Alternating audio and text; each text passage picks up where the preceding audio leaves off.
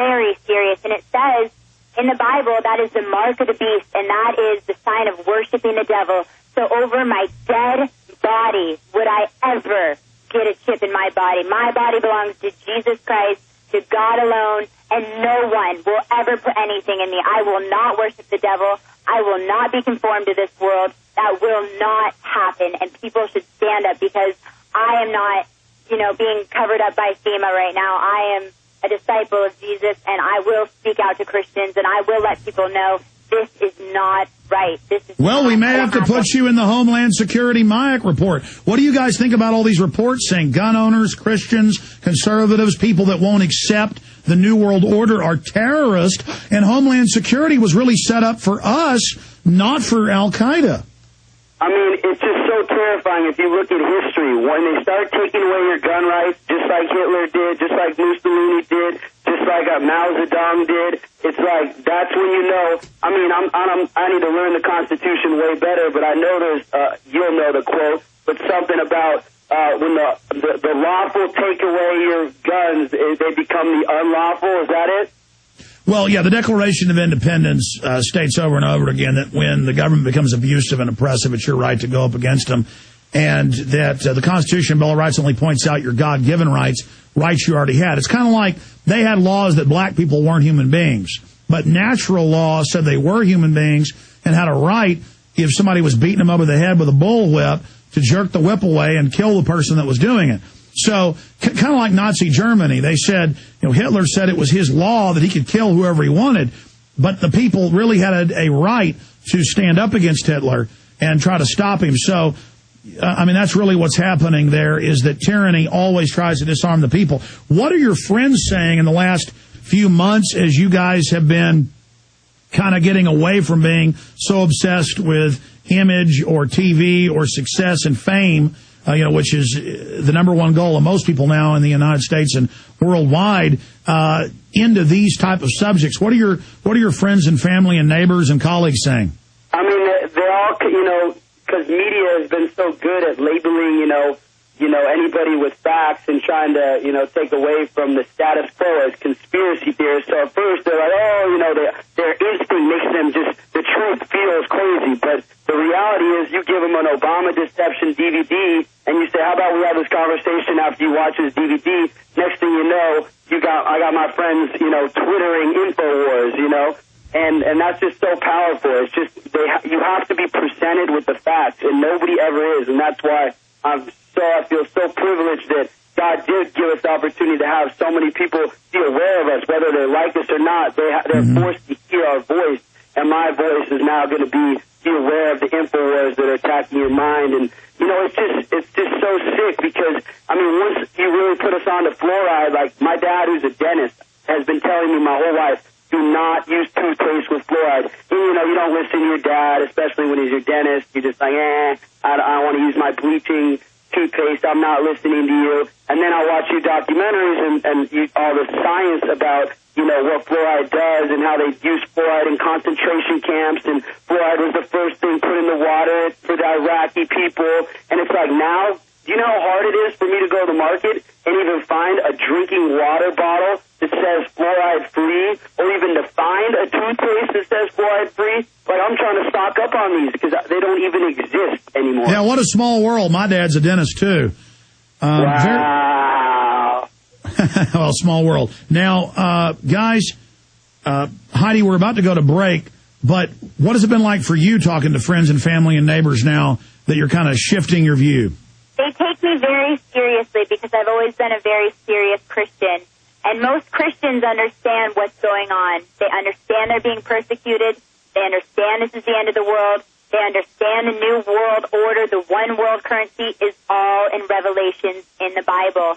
So they're taking me very seriously, and they know when I mean something that it's a message, and I'm not just full of things, and I tell the truth. And, Jesus says to hate evil and to cling what is good. So also we're being in that, and it's just a very scary thing. And birth control, I'm glad you said that, because I had a whole realization about that the other day, and I got... Well, stay there, Heidi. Heidi Montag and her husband, Spencer Pratt, both on the line with us right now. Stay there. Quick break. We'll come right back to you This is GCN. The good old folks at New Silver Solution. And the website is supernaturalsilver.com. Supernaturalsilver.com. This is something that kills bacteria, viruses, you name it, well documented. They've got it down to a super small, nano-sized particle. Supernaturalsilver.com. Check them out at Infowars.com. Spencer Pratt and his wife, Heidi Montag. Pratt, join us. Short segment, long segment coming up. After this one, and I'll get into a bunch of other questions. Maybe we can take a few calls. Heidi, you were trying to tell a story before we hit that break. I was just saying about birth control because I got very scared about it the other day, and I felt like God was telling me that this was something just created by the government that is really bad for my body, and I was just getting sick. And I researched it, and one of the founding people who invented birth control said it was the worst thing that they've ever done. They wish they never created it. How it morally corrupted society is just sickening to him. How it devalues women, how it causes depression, how it can cause cancer, how it sterilizes your body and what it does to your body, how most women are suicidal sometimes on it. And in fact, in order to even stabilize the population right now, each woman would have to have 3 children. That the population is decreasing so much that population control is just a myth. That's right, because the eugenicists want to kill the West because they see that as their competition. Then they're going to kill the third world. But that's the key for all these racist white people that go, yeah, kill the Africans, kill the Asians, yeah, we need to get rid of them. They're being reduced as well. And exactly, Europe's got 1.3 population. The United States, if you take out the illegal alien influx, it's about 1.4. So that's a really, so you guys really do know your stuff on this. You've really, I guess, had a crash course in all of this, or were you already aware of a lot of these issues before you saw my films? No, your film definitely put us in a crash course schooling system. We needed to really learn our facts, and it inspired us to a whole new level. And we love our guns. We go shooting all the time. We love our guns. My dad loves his guns, and they're for your protection. They're not taking it out of the hands of bad guys. They're the ones who can still get the guns. They're the ones who will have the guns in the streets, and the people, the police officers who, abuse their authority, as I've seen many times in your tapes. It makes me disgusted, and I hate what is evil, and I feel so bad for the people in this world because they just have no idea what's going on. And I'm praying for this world, and I'm praying for Obama, and I'm praying that these people will somehow get a conscience or something, because it's just sick and saddening, and I know the end is very near. Well, certainly the end of the civilization as we know it, because of technological developments and all the other lines that are projecting right now to this mega crossroads, this key time that society is entering right now, specifically with the girl that plays Hannah Montana, this Cyrus girl who is such a megastar around the world.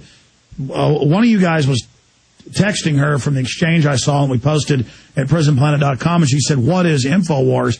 And just from that, we got thousands of Twitters and emails and more pouring in today from new listeners and young people trying to find out what's going on and, trying to discover what's happening. I mean, that is so valuable to see that going on. I hope that you guys and others can reach out to Miss Cyrus and explain to her she's being used by the globalists who want to restrict free speech with this cyberbullying act that states, and I'm going to read it after the break, word for word, that if you hurt someone's feelings, the government's going to come charge you with a felony and put you in prison, the end of the First Amendment.